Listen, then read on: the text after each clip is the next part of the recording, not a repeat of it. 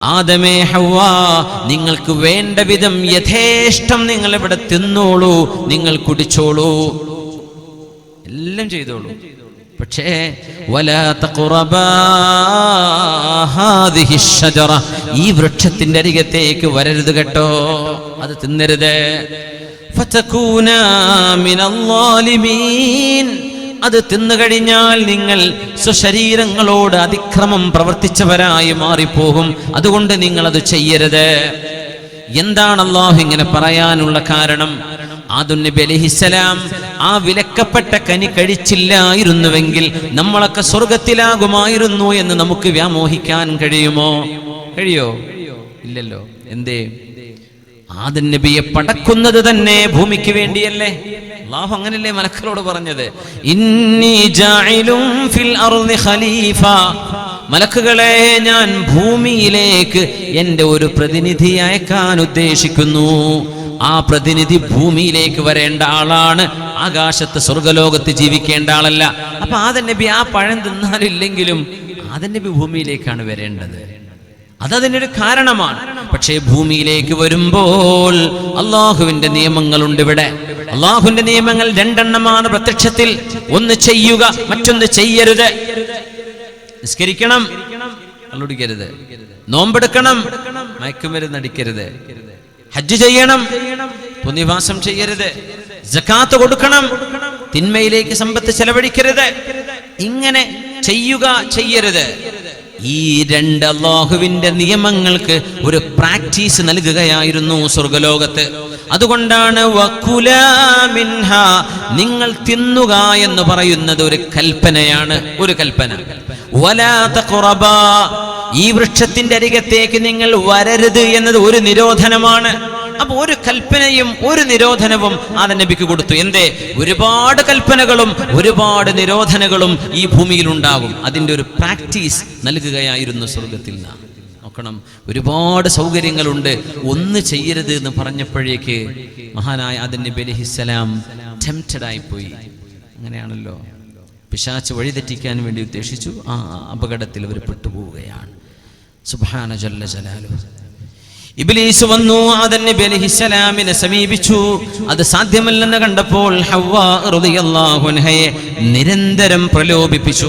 അവൻ പറഞ്ഞു, വഖാല മാ നഹാകുമാ റബ്ബുകുമാ അൻ ഹാദിഹി ഷജറ ഇല്ലാ അൻ തകൂനാ മലകൈനി ഔ തകൂനാ മിനൽ ഖാലിദീൻ.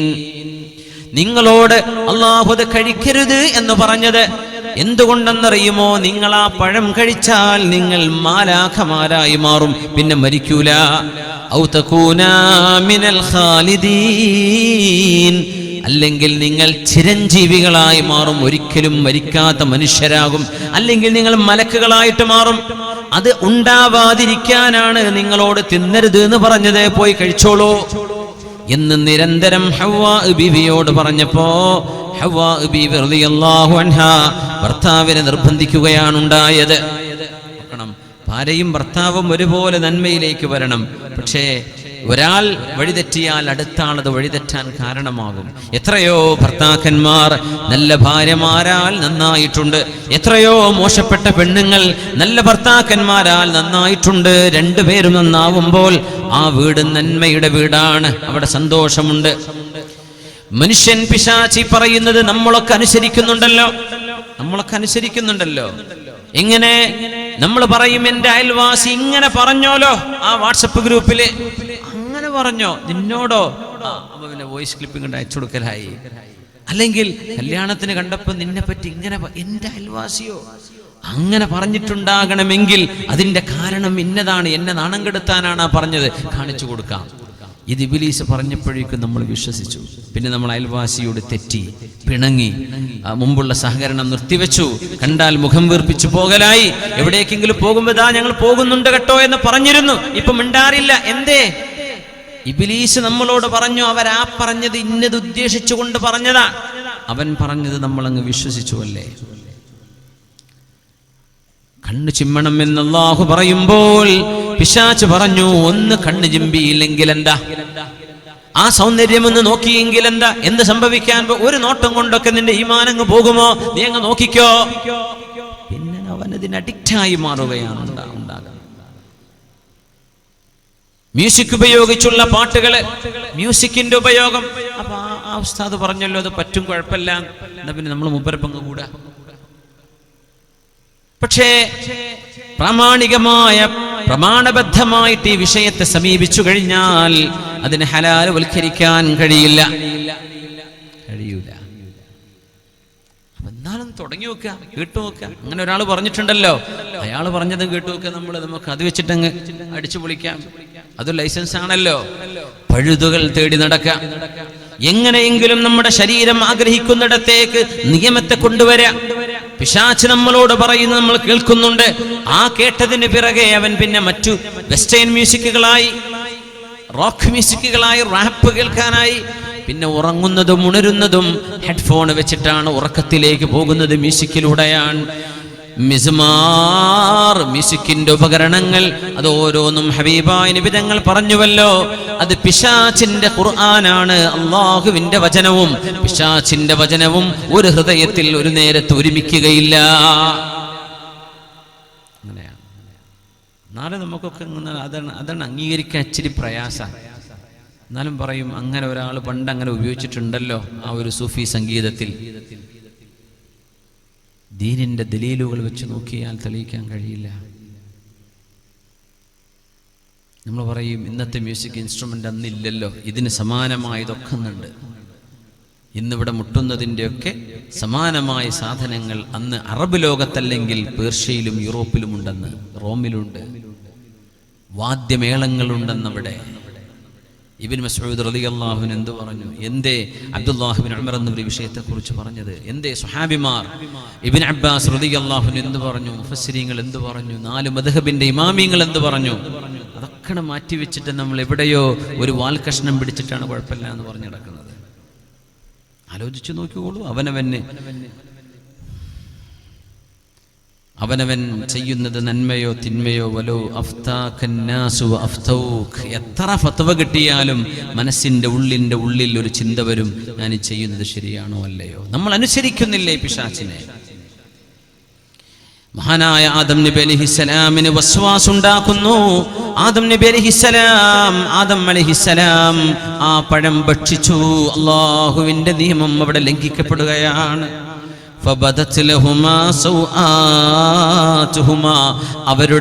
അവരുടെ ഗുഹ്യ സ്ഥാനങ്ങൾ അവർന്ന് വെളിവാകുകയാണ്. ശരീരത്തിലെ വസ്ത്രങ്ങൾ നീങ്ങിക്കഴിഞ്ഞു. സ്വർഗത്തിലെ ആഭരണങ്ങൾ, അള്ളാഹു നൽകിയ സ്വർഗീയ ആഭരണങ്ങൾ, സ്വർഗീയ വസ്ത്രങ്ങൾ എല്ലാം ശരീരത്തിൽ നിന്ന് നീങ്ങുകയാണ്. ആ വസ്ത്രം, ആ ഭക്ഷണം അകത്തേക്ക് ചെന്നതോടുകൂടെ ആദ്യം നടന്നത് പിശാച് മനുഷ്യന്റെ രഹസ്യഭാഗം കാണുകയാണ് ഉണ്ടായത്. നോക്കണം, ആദ്യത്തെ ക്രൈം, ആ ക്രൈമിന്റെ ആദ്യത്തെ പരിണിത ഫലം ന്യൂഡിറ്റിയാണ്. മനുഷ്യന്റെ നഗ്നത കാണുക എന്ന വലിയൊരു അപകടമാണ്.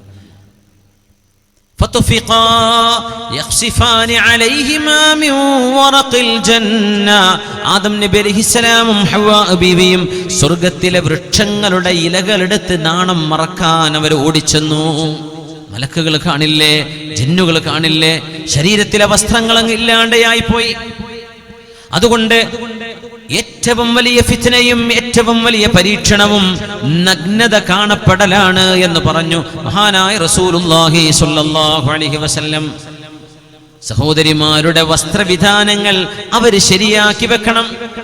ശരിയായ വസ്ത്രവിധാനമില്ലാതെ അന്യപുരുഷന്മാരുടെ ഇടയിലൂടെ നടന്നു പോകുമ്പോൾ ഈ പിശാചിന്റെ വസ്വാസ് മനുഷ്യനെ പിടികൂടും. നമ്മളൊക്കെ മനുഷ്യരാണ്. ഒരു പെണ്ണിന്റെ ശരീരം, ഒരു പെണ്ണിന്റെ ശരീരത്തോട് പുരുഷൻ എന്ന നിലയിൽ നൈസർഗികമായ പ്രകൃതിപരമായ ഒരു ഇൻക്ലിനേഷൻ, ഒരു സ്വാഭാവികമായ ഒരു ചാഞ്ചാട്ടം മനുഷ്യ ശരീരത്തിന് സ്വാഭാവികമാണ്. അത് നിയന്ത്രിക്കാനാണ് ശർഅ് വന്നത്. ആ നിയന്ത്രണത്തിനാണ് സ്വർഗം തരാമെന്ന് പറഞ്ഞത്. അതുകൊണ്ട് നബി തങ്ങൾ പറഞ്ഞു, പെണ്ണുങ്ങളെ നിങ്ങൾ അത്ര പുരട്ടി, നിങ്ങൾ സുഗന്ധം പൂശിയിട്ട് അന്യ പുരുഷന്മാർക്കിടയിലൂടെ നടന്നാൽ ഫഹിയ കദാ വകദാ, അവളും വ്യഭിചാരം ചെയ്യുന്ന പെണ്ണും ഒരുപോലെ തന്നെ എന്ന് പരിശുദ്ധ റസൂൽ സ്വല്ലല്ലാഹു അലൈഹി വസല്ലം. നബിയുല്ലാഹി യൂസുഫ് അലൈഹിസ്സലാം ഒരു ടെംപ്റ്റേഷൻ അകപ്പെടുമ്പോ, യൂസുഫ് നബി അലൈഹിസ്സലാം സുലൈഖ ബീവി മഹാനായ യൂസുഫ് നബി അലൈഹിസ്സലാമിനെ ഹറാമിലേക്ക്, വ്യഭിചാരത്തിലേക്ക് ക്ഷണിച്ചപ്പോൾ യൂസുഫ് നബി അലൈഹിസ്സലാം ഒരാൾ വിളിച്ചു പറയുന്നത് കേൾക്കുന്നു. വസമിഅ ഹാതിഫൻ യഖൂൽ, ആരോ യൂസുഫ് അലൈഹിസ്സലാമിനെ വിളിച്ചു പറയുന്നു, യാ യൂസുഫ്, യൂസുഫേ ലാ തസ്നി, യൂസുഫേ നിങ്ങൾ വ്യഭിചരിക്കരുതേ, വ്യഭിചരിക്കരുതേ. ഫഇന്ന മൻ സനാ, ആരെങ്കിലും വ്യഭിചരിച്ചാൽ കത്വാഇരില്ലദി അലൈഹി റീഷുൻ നുതിഫ റീഷുഹു, ചിറകുകളുള്ള ഫെദറുള്ള തൂവലുകളുള്ള ഒരു പക്ഷി, ആ പക്ഷിയുടെ തൂവലുകൾ അങ്ങ് പറിച്ചു കളഞ്ഞാൽ ആ പക്ഷിയുടെ ശരീരം നമ്മൾ കാണുന്നത് എങ്ങനെയോ അതുപോലെയാണ് യൂസുഫേ, നിങ്ങൾ വ്യഭിചരിച്ചാൽ ഒരു പക്ഷിയുടെ മനോഹരമായ ശരീരത്തിന്റെ തൂവലുകൾ പിഞ്ഞു പറഞ്ഞു പോകുന്ന പോലെ യൂസുഫേ നിങ്ങൾ ആ പക്ഷി പോലെയാകും.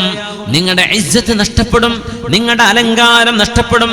നിങ്ങളുടെ അലങ്കാരം എന്നത് ചാരിത്രശുദ്ധിയാണ്. അതുകൊണ്ട് ലാ തസ്നി വലഖദ് ഹമ്മത് ബിഹി വഹമ്മ ബിഹാ ലൗലാ അർആ ബുർഹാന റബ്ബി. അല്ലാഹു നൽകുന്ന നിർദ്ദേശം യൂസുഫ് നബി അലൈഹിസ്സലാമിന് അവിടെ നൽകപ്പെടുകയാണ് ഉണ്ടായത്. അതുകൊണ്ട് ടെംപ്റ്റേഷനുകൾ അതിജീവിക്കാൻ നമുക്ക് സാധിക്കണം. അല്ലാഹു നമുക്കതിന് തൗഫീഖ് നൽകട്ടെ. ആമീൻ യാ റബ്ബൽ ആലമീൻ. ലാ യൻദുറു റജുലു ഇലാ ഔറത്തിർ റജുൽ, ഒരു ആണും ഒരാണിന്റെ രഹസ്യഭാഗങ്ങൾ കാണരുത്. എന്നിട്ട് പറഞ്ഞു വൽ ഫഖിദു ഔറ, ഒരു പുരുഷന്റെ കാലിന്റെ തുടഭാഗം ഔറത്താണ്. തങ്ങൾ പറഞ്ഞു സല്ലല്ലാഹു അലൈഹി വസല്ലം, പുക്കിളിന്റെയും മുട്ടിന്റെയും ഇടയിലുള്ള ഏത് ഭാഗവും ഔറത്താണ്. സുജൂദിലൊക്കെ പോകുമ്പോൾ ഷെഡിയൊക്കെ ഇങ്ങനെ താത്തി കാണിച്ചിട്ട് സുജൂദ് ചെയ്യുന്നതിൻ്റെ അവസ്ഥ എന്താ? നിസ്കാരത്തിൽ നടക്കുമ്പോൾ പേൻ്റൊക്കെ കൊണ്ട് താഴേക്ക് വലിച്ചിട്ട് ഒരു മനുഷ്യന്റെ ബാക്കിന്റെ ഓൾമോസ്റ്റ് പകുതിയോളം കാണിച്ചുകൊണ്ട് കൂളായിട്ട് നടക്കുക. മനുഷ്യന്റെ ഇന്നർ വെയർ അതൊക്കെ കാണിക്കാൻ പറ്റാത്ത സാധനമാണ് എന്നുപോലും ചിന്തിക്കാത്ത അവസ്ഥയിലേക്ക് ധാർമ്മികതയുടെ പരമമായ പതനം എന്നാണ് ഞാൻ അതിനെ വിളിക്കുന്നത്. ലാ യൻദുറു റജുലു ഇലാ ഔറത്തിർ റജുലി വലൽ മർഅതു ഇലാ ഔറത്തിൽ മർഅ, ഒരു പെണ്ണിന്റെ ഔറത്ത് കാണരുത്, ഒരാണ് ഒരാണിന്റെ ഔറത്തും കാണരുത്. പിന്നുണ്ടോ ആണ് പെണ്ണിന്റെ രഹസ്യഭാഗം കാണുന്നത്? പിന്നെയുണ്ടോ ഒരു പെണ്ണ് ഒരു പുരുഷന്റെ രഹസ്യഭാഗം കാണുന്നത്? എത്ര വലിയ കുറ്റമാണ്! തിന്മകളുടെ അഡിക്ഷൻ വന്നു പോകുന്ന കാലമാണിത്. തിന്മകളിലേക്ക് നോക്കാതെ ചിത്രങ്ങളാവട്ടെ വീഡിയോസ് ആവട്ടെ അതിന് അടിമകളായി അടിമത്തം വന്ന പോലെ ഒരു തരത്തിൽ മൃഗീയമായ ആധിപത്യം പിശാച് നമ്മെ കൊണ്ടുവരും. അങ്ങനെ നിരന്തരമായ തിന്മകൾ നമ്മളെ കാണിച്ച് പിശാചുക്കൾ നമ്മുടെ ശരീരത്തിലേക്ക് കയറി കൂടിയിട്ടുണ്ടാവും, നമ്മൾ അറിയുക പോലുമില്ല. കാരണം തിന്മകൾ ചെയ്യപ്പെടുന്നിടത്ത് പിശാചുണ്ട്. ഒരുപക്ഷെ നമ്മുടെ ലാപ്ടോപ്പിൽ, നമ്മുടെ മൊബൈലിൽ, നമ്മുടെ ഡിവൈസുകളിൽ പിശാചിന്റെ സാന്നിധ്യമുണ്ട്, നമ്മൾ അറിയുന്നില്ല. എന്തേ? പിശാചിന് ഇഷ്ടപ്പെടുന്നതാണ് അവിടെ കാണിക്കപ്പെടുന്നത്, അതാണ് നമ്മൾ കാണുന്നത്. അതിലൂടെ പിശാച് നമ്മുടെ ശരീരത്തിലേക്ക് കയറും. നമ്മൾ പറയും അവന് ജിന്നുബാധയുണ്ടായിട്ടുണ്ട്, അവന് ഭ്രാന്ത് പിടിച്ചു എന്ന്. ഒരുപക്ഷെ ചെയ്യുന്ന തിന്മ കൊണ്ട് വരുന്നതാകാം ഇതെന്ന് നമ്മൾ തിരിച്ചറിയണം. അതുകൊണ്ട് കളിക്കുന്നു, നമ്മൾ ഫുട്ബോൾ കളിക്കാൻ, പക്ഷേ ഔറത്ത് കാണരുത്. കാലിന്റെ മുട്ടിന്റെ മേൽഭാഗം കാണപ്പെടാൻ കഴിയരുത്, കാണാനാവരുത്, അത് കാണപ്പെടരുത്, അത് വെളിവാവരുത്. അത് ശറഇന്റെ നിയമമാണ്. ഫുട്ബോളിന്റെ നിയമം എന്തോന്ന് എനിക്കറിയില്ല, പക്ഷേ ശറഇൽ അങ്ങനൊരു നിയമമുണ്ട്, അത് പാലിച്ചേ പറ്റൂ.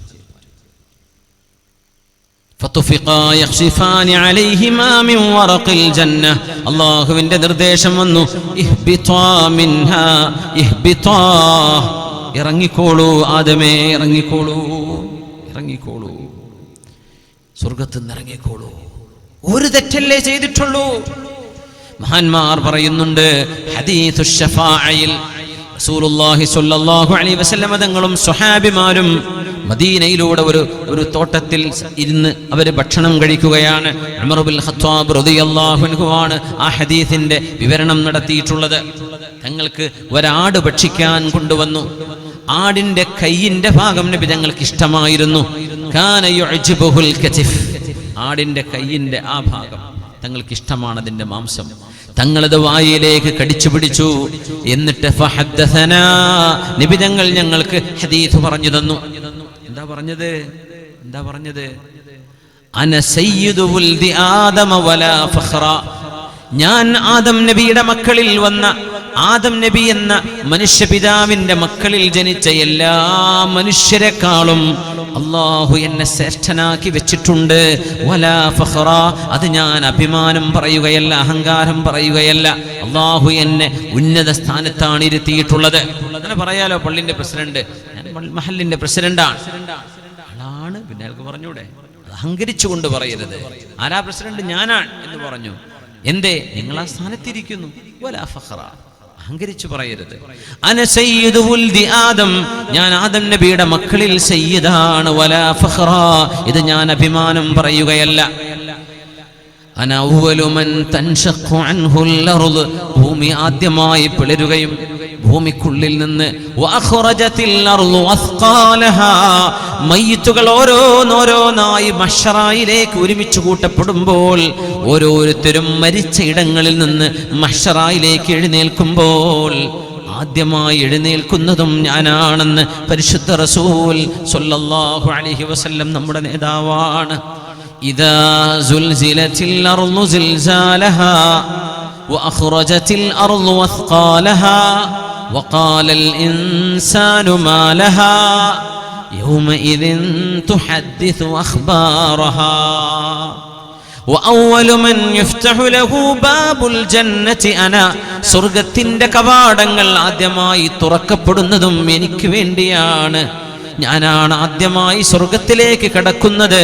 വഅവ്വലു ശാഫിഇൻ വമുശഫഇൻ, അല്ലാഹുവിനോട് ആദ്യമായി ശുപാർശ ചെയ്യുന്നവരും ശുപാർശ സ്വീകരിക്കപ്പെടുന്നതും എന്റേതാണ്. വലാ ഫഖറ, ഞാനിത് അഭിമാനം പറയുകയല്ല, യാഥാർത്ഥ്യം അങ്ങനെയാണെന്ന് പറഞ്ഞ് മഹ്ശറായുടെ ഒരു രംഗം നബി തങ്ങൾ വിവരിക്കുന്നുണ്ട്. നമുക്കൊരു പക്ഷേ കേട്ടു പരിചയമുള്ള ഹദീസാണിത്.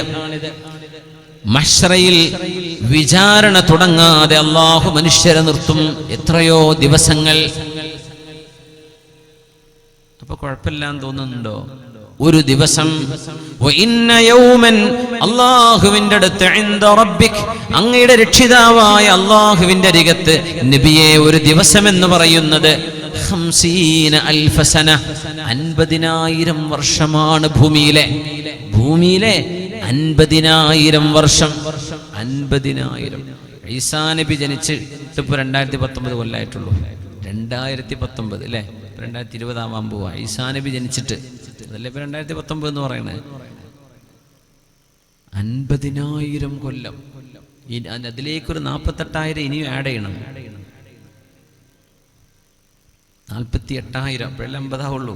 2000 ആയിട്ടുള്ളൂ. 50,000 കൊല്ലമാകുമ്പോ അത് അല്ലാഹുവിന്റെ അടുത്ത് ഒരു ദിവസമാണ്. വിചാരണ തുടങ്ങാതെ അല്ലാഹു അങ്ങോട്ട് നിർത്തും. ആളുകൾ ദാഹിച്ചു, വിശന്ന്, തളർന്ന്, സൂര്യന്റെ താപമേറ്റ് വിയർപ്പിൽ കുളിച്ചിരിക്കാൻ.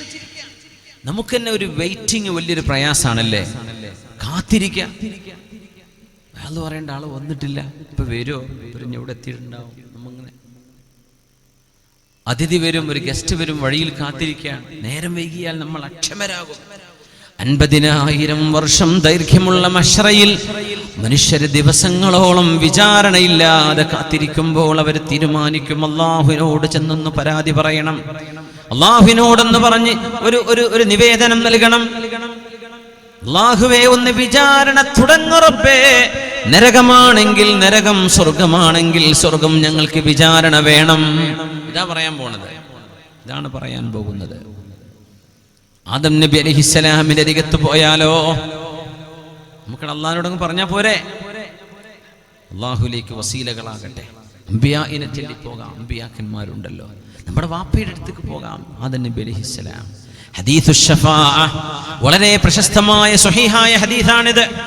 ആദം നബി അലൈഹിസ്സലാമിന്റെ അരികത്ത് ചെല്ലുമ്പോൾ നബിയുനാ ആദം അലൈഹിസ്സലാം പറയും, മക്കളെ, ഇന്നല്ലാഹ ലം യഗ്ളബ് ഗളബൻ ലാ ഖബ്ലഹാ വലാ ബഅദഹ. ഈ സംഭവത്തിന് മുമ്പോ ശേഷമോ ഇതുപോലെ ഒരു ദേഷ്യം അല്ലാഹു ദേഷ്യപ്പെട്ടിട്ടില്ല. അല്ലാഹു വലിയ ദേഷ്യത്തിലാണ്. അല്ലാഹുവിനോട് സംസാരിക്കാൻ എന്നെ കൊണ്ട് കഴിയില്ല.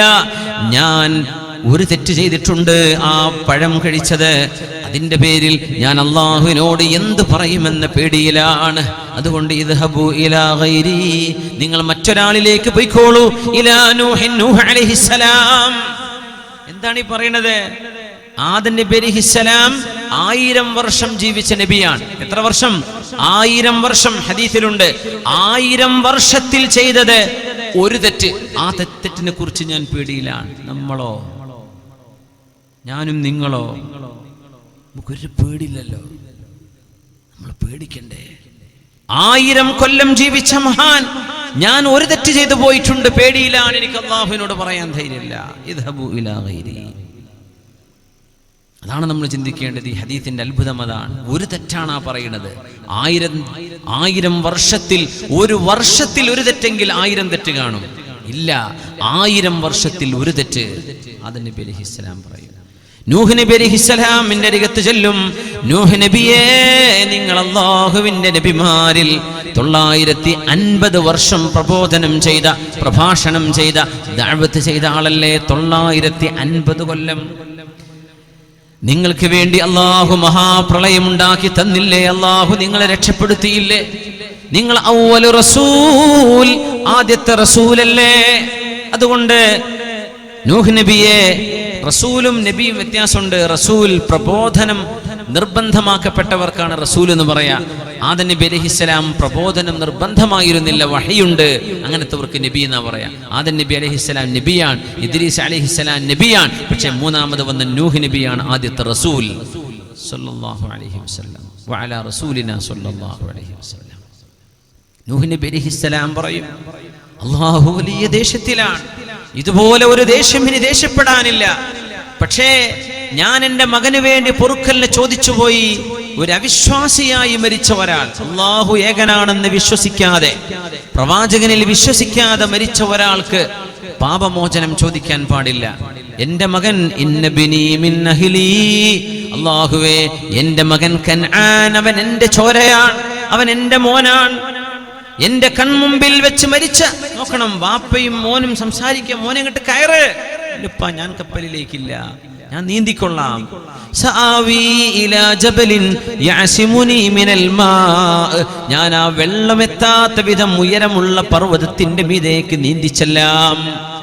അപ്പൊ പറഞ്ഞു നൂഹ് നബി, ലാ ആസിമ മിനല്ലാഹി ഇല്ലാ ഇലൈഹി, ലാ ആസിമൽ യൗമ മിനല്ലാഹി ഇല്ലാ ഇലൈഹി. ഇന്ന് അല്ലാഹുവിലേക്കല്ലാതെ അഭയമില്ല മോനെ, അതുകൊണ്ട് നീ കപ്പലിലേക്ക് വാ. ഫഹാല ബൈനഹുമൽ മൗജു ഫകാന മിനൽ മുഗ്റഖീൻ.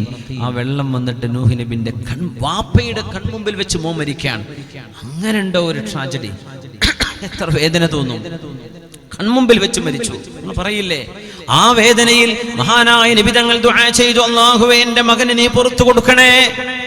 അല്ലാഹുവിനോട് അത് ചോദിക്കാൻ പാടില്ലായിരുന്നു. കാരണം കൻആൻ ഈമാനില്ലാതെ മരിച്ചുവെന്നല്ല. അല്ലാഹു പറഞ്ഞു, ഇന്നഹു അമലുൻ ഗൈറു സാലിഹ്, അവൻ തന്നെ ഒരു ദുഷ്പ്രവൃത്തിയാണല്ലോ.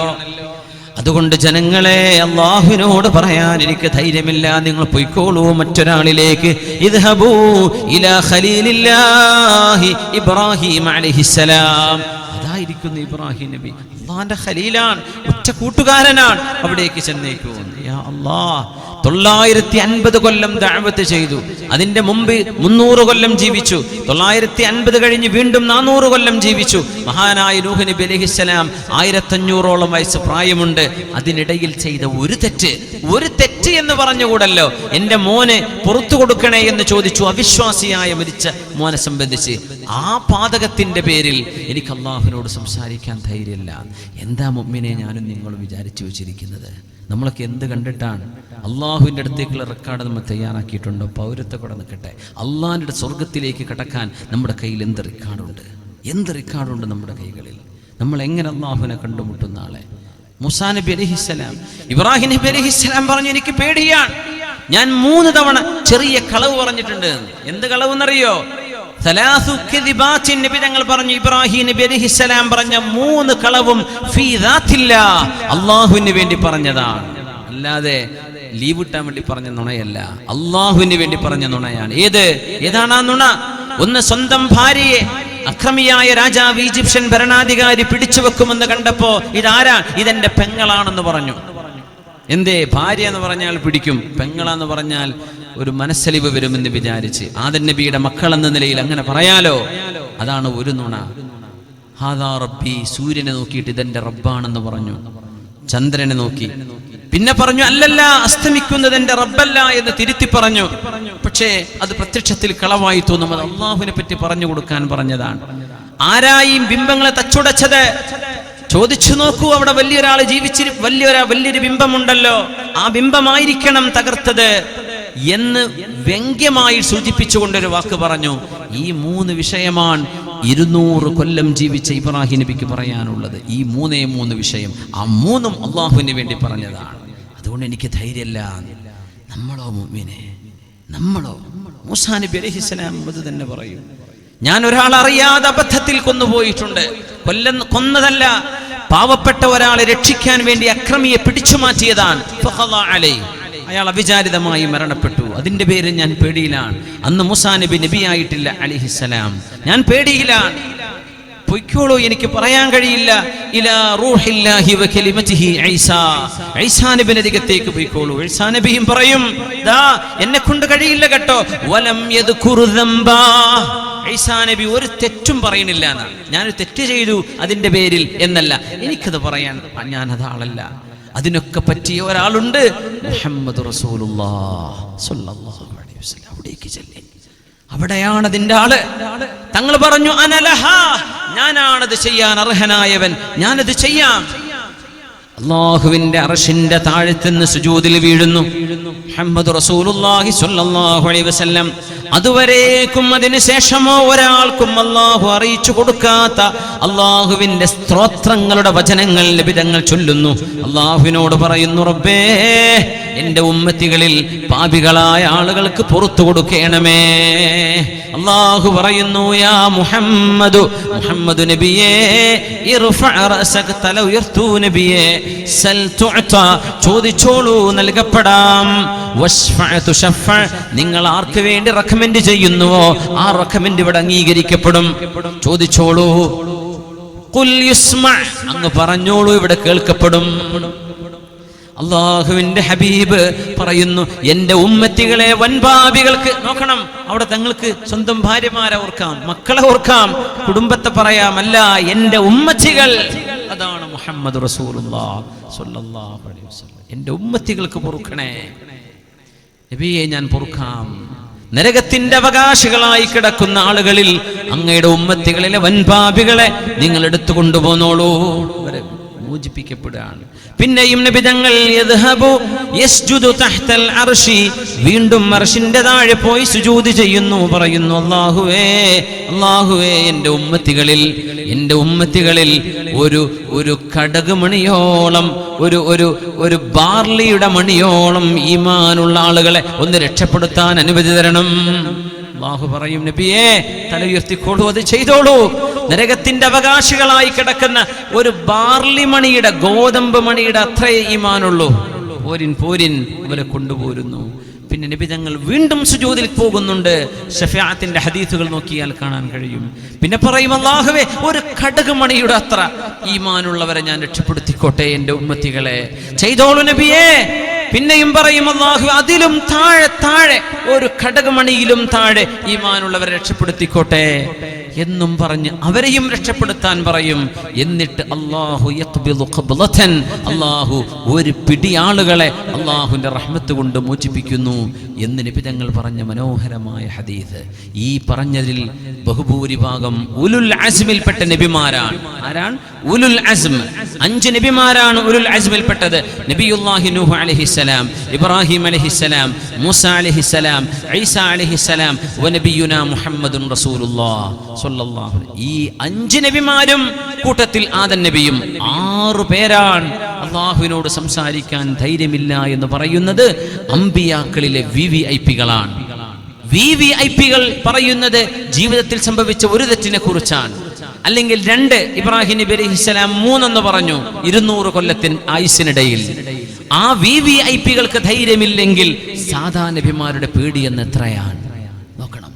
ഈ ഉലുൽ അസ്മിന് ഇത്ര പേടിയാണ്, അപ്പൊ സാധാ നബിമാർക്ക് എത്ര പേടിയാണ്? അങ്ങനെയാണെങ്കിൽ അള്ളാഹിന്റെ ഔലിയാക്കന്മാർ എത്ര പേടിയിലാണ്, അള്ളാഹുവിന്റെ ശുഹദാക്കൾ എത്ര പേടിയിലാണ്, ആലിമീങ്ങൾ എത്ര പേടിയിലാണ്, സ്വാലിഹീങ്ങൾ എത്ര പേടിയിലാണ്. പിന്നെ നമ്മൾ സാധാരണക്കാരുടെ അവസ്ഥ എന്താണ്? മഹാന്മാർ ആദം നബി അലൈഹിസ്സലാമിന്റെ ചരിത്രം പറഞ്ഞുകൊണ്ട് പറയും, അള്ളാഹുവിനെ സംബന്ധിച്ച് നിങ്ങൾ എന്താണ് വിചാരിക്കുന്നത്? ഒരു തെറ്റുകൊണ്ടാണ് ആദം നബി അലൈഹിസ്സലാം സ്വർഗത്തിൽ നിന്ന് ഭ്രഷ്ട് നൽകപ്പെട്ടതെങ്കിൽ നമ്മളൊക്കെ എത്രമേൽ തെറ്റുകൾ ചെയ്തു കൂട്ടിക്കൊണ്ടിരിക്കുമ്പോൾ അള്ളാഹു നമ്മളോട് ഇറങ്ങിപ്പോയിക്കോളൂ എന്ന് പറയുമോ എന്ന് പേടിക്കണം. കഴിഞ്ഞില്ല. നബിയുല്ലാഹി മൂസ അലൈഹിസ്സലാമിന്റെയും ഖിദ്ർ നബി അലൈഹിസ്സലാമിന്റെയും ചരിത്രം പറഞ്ഞിടത്ത് 3 തവണ മൂസാ നബി അലൈഹിസ്സലാം ചോദ്യങ്ങൾ ചോദിച്ചു.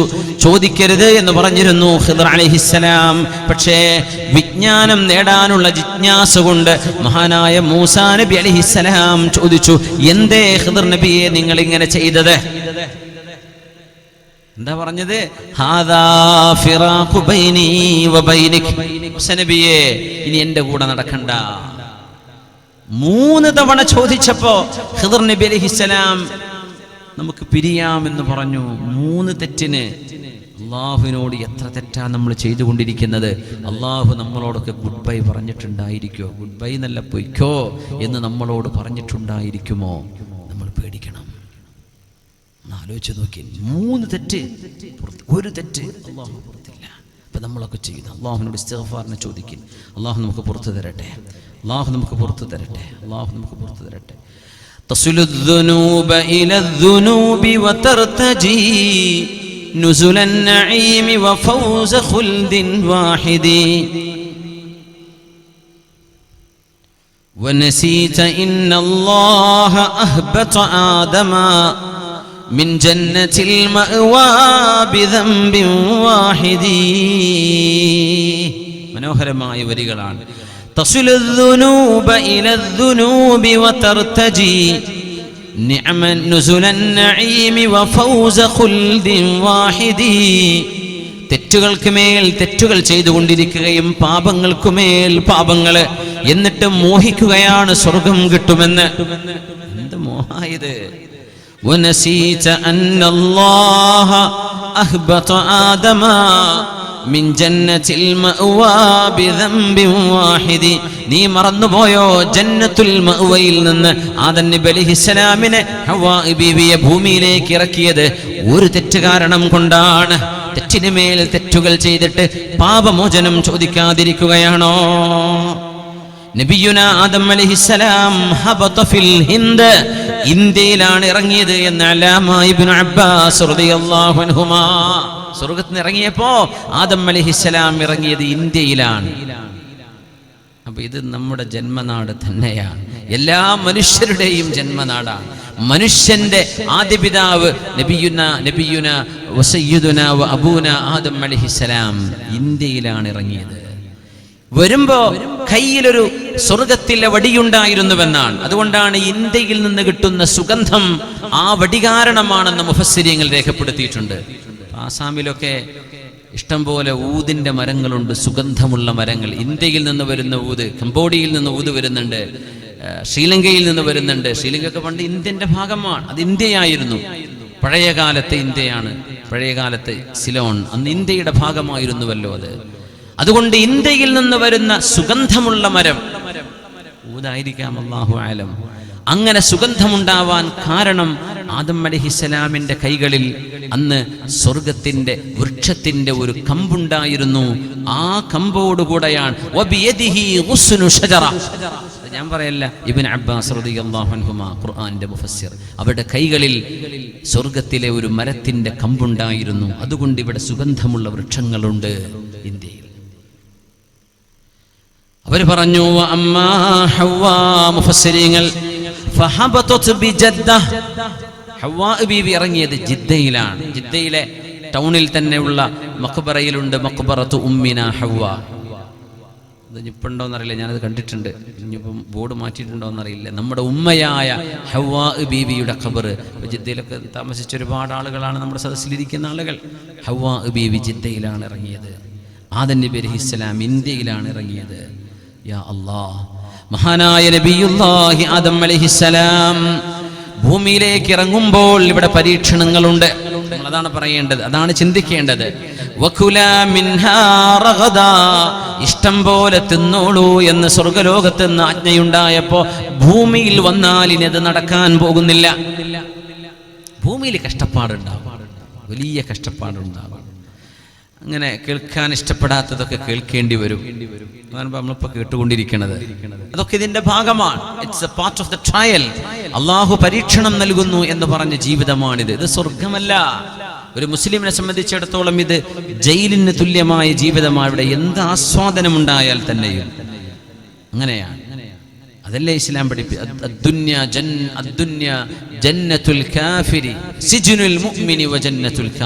ഒരു മുസ്ലിമിന്റെ ജയിലും ഒരു അവിശ്വാസിയെ സംബന്ധിച്ചിടത്തോളം ഇത് സ്വർഗമാണ്, ഈ ലോകം.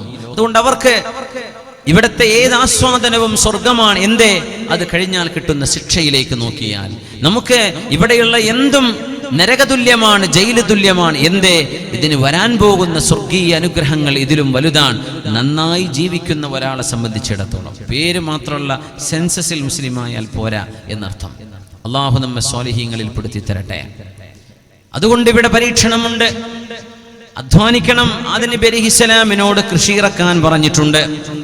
അങ്ങനെ ഭൂമിയിൽ സന്തോഷത്തിന്റെ നാളുകൾ വളരെ കുറവാണ്. സ്വർഗലോകത്തിന്റെ ആനന്ദപൂർണമായ ജീവിതങ്ങളിൽ നിന്ന് കഷ്ടപ്പാടിന്റെ ഒരു ലോകത്തേക്കാണ്, അധ്വാനത്തിന്റെ ലോകത്തേക്കാണ് ആദം നബി അലൈഹിസ്സലാം വരുന്നത്. അതുകൊണ്ട് ഈ ലോകത്ത് സങ്കടം കൂടുതലാണ്.